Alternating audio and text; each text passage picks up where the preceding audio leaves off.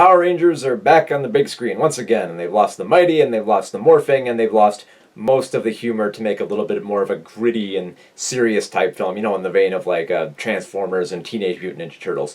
The good news is that while this movie is still kind of from the Michael Bay school of franchise filmmaking, it's not as bad as it could have been. I mean, we get to spend a lot of time with these Power Rangers. We get to know a lot more about their character, more than I think we've ever known in like the series. The only problem is that it clashes with the whole idea of Power Rangers, and you don't even get to see the Power Rangers or their Zords until the very end of the movie, and wow, does it clash. It clashes so much. And I mean, on one hand, I really wanted to like this picture. I like the idea that we spend more time with the Rangers outside of their suits. We get to know them. We almost sort of get to like them. I kind of like the dynamic between Billy and Jason as sort of like the jock and the autistic nerd who kind of learn to bond. It's actually a pretty cool concept on paper. The only problem is that in order to get to the big battle at the end, we kind of have to slog through most of the typical superhero origin type story stuff where we have to watch them slowly learn how to become Power Rangers and learn to bond together and fight together and have these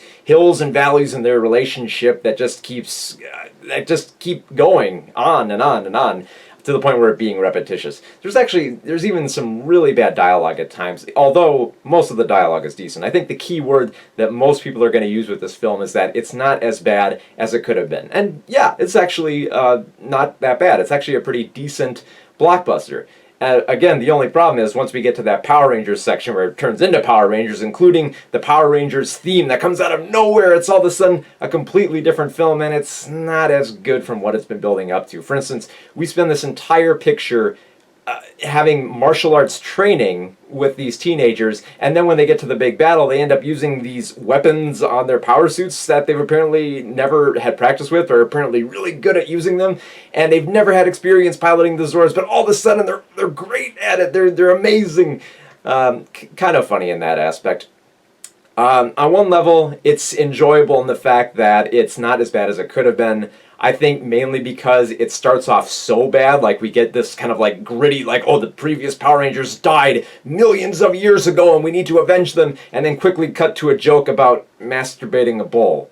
And thankfully, the humor does not get bad at that point. It actually kind of rises up a little bit and kind of finds its groove after a while. The only problem is that, you know, it does adhere very much to, as I said, the Michael Bay school of filmmaking, where we get a lot of downward shots, we get a lot of humor that's kind of lame, we get action sequences with a lot of cluttered CGI, including the new Megazord, which has, you know, a very clunky feel to how it looks as a robot, fighting Goldar, which essentially looks like a big pulsating blob of like mustard, or if you get closer into it when it mixes with like Rita Repulsa with the green and yellow, kind of looks like a big mess of vomit that they're attacking.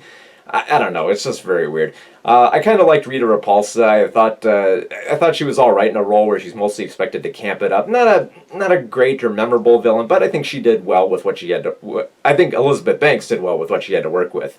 And oh my goodness, the ad for Krispy Kreme. This has probably got to be the biggest product placement I've seen since Mac and Me advertised McDonald's. There is tons of mentions of Krispy Kreme where this MacGuffin crystal is located, and everybody says Krispy Kreme when they're referring to the crystal that's located inside a Krispy Kreme, as if Krispy Kreme is the bakery of the gods. Oh my goodness. So yeah, I think the main problem is that, you know, it's about what we expected, but it's not as bad as it could have been. So for Power Rangers, I'm going to give it 2 stars.